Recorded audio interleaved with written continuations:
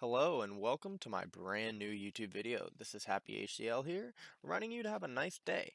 So we're gonna start off this video by asking you to like and subscribe because otherwise I probably won't be making another video. Alright, so here we are in the hide or die menu screen waiting for the match to start. What I'm doing is I'm checking all of my perks and my fellow survivors perks, as well as making sure I know what the perks on the killer are going to be.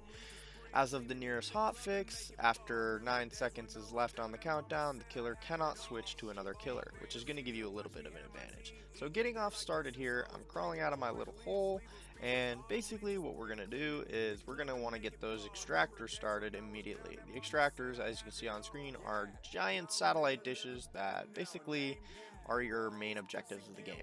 So you have these little button things. Make sure not to mess up, especially if the killer has a perk that allows him to know when you've messed up. It's called Short Circuit, and it can be pretty annoying for new players if they don't know what they're doing.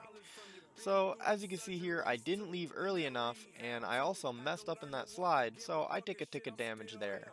So this is what you should have been doing in the beginning of the match. Getting your generator started if you can, and hiding from the killer if at all possible. So I hopped into a hideable here, and this can be a nice little spot for you to chill out, let your teammates know, hey, the killer's on me, and they might even give you a thank you like I do in this clip. So basically, this is going to give an advantage to you and your teammates, because your teammates are going to have time to react before the killer gets to them.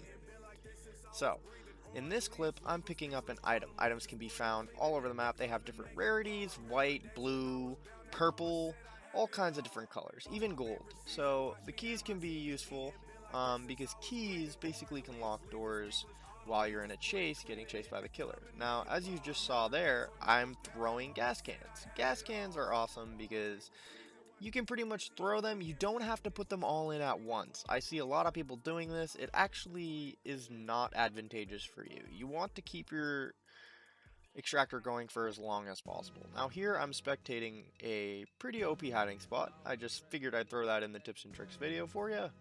And so here I am at the end game opening one of the main hatches. So there's going to be two hatches that spawn on the map at the end of the game, and basically what you're going to want to do is open them, but you're going to want to hide as well like you just saw me do, because if the killer starts coming towards you at the end of the game, it takes a long time to open those hatches. So don't go ahead and just stand there hoping not to get hit. Now here I'm in the main menu screen customizing my character. Make sure to select dark clothing. I can't tell you how many times this has actually helped me.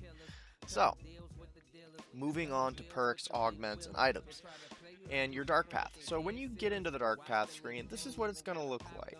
Albeit I have a lot of items unlocked in this clip, but that's okay. So I'm currently staring at a legendary perk. Perks are square, augments are the little octagon things, and the triangles are or diamonds, whatever you want to call them, are items. What you're going to want to do is get an item that goes with your specific class that you're building. So there's a bunch of different builds you can run, but right now I would suggest running mostly mobility and maybe a little bit of strength, because strength helps you open up those hatches at the end of the game just a little bit quicker, which can be helpful. So as you can see here, when you're in your dark path, you're going to be unlocking these little, I don't know what you would call them, little nodes that are going to let you see the different dark paths you can select. So make sure you either, like I just did, get a legendary dark path or get a very rare dark path. I'd say legendaries drop really good legendary perks, but the very rare dark paths actually really help with items if you're low on items. Um, as you can see here, I'm going to open up a crate. So you get these after unlocking Dark Paths. I believe you get them Dark Path 2, 5, 10, and 15. I'm not sure about that, don't quote me on that, but pretty much as you unlock your Dark Paths, you're going to eventually get these little cosmetic um, boxes or loot crates. You don't really have to open them. They don't really give you anything too crazy. They give you some sprays and some cool stuff, but as you can see here, it's not really game changing. And so basically, with that being said, that's going to be the end of this tips and tricks videos. One thing I do want to mention as we close up this video is make sure to drop a like and subscribe, because that basically lets me know that you guys want to see the video and see more content from me. So one of the things I will say right before we end this video is you're gonna want to basically, with Killer in this game, it's not like Dead by Daylight. You can't pallet loop. I mean, you can lose him, as you saw, under those orange scaffoldings. But you can only really break line of sight for them for a little bit. So hiding is going to be your main key. I can't stress that enough. Obviously, it's going to be a balance of hiding and getting those objectives done and helping your teammates. At the end of the game, one thing I will say, I believe Monto mentioned it in his video, don't escape the map until you've rescued all survivors. You get more dark points that way, and that can lead to leveling up quicker, and basically just make sure you try to get everyone out because it's going to help all of you at the end of the day.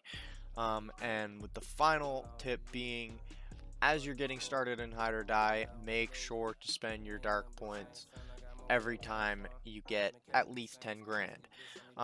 The reason I say don't save up for 100 grand or 200 grand is because you're gonna fall behind when it comes to perks and augments, which are pretty important in this game. If you fall behind on those, you're going to get into games with people who are rocking way more perks and augments than you, and it's just not going to be fun, especially against killers who have really good perks and augments. So that's all for today, and remember, stay happy, my friends.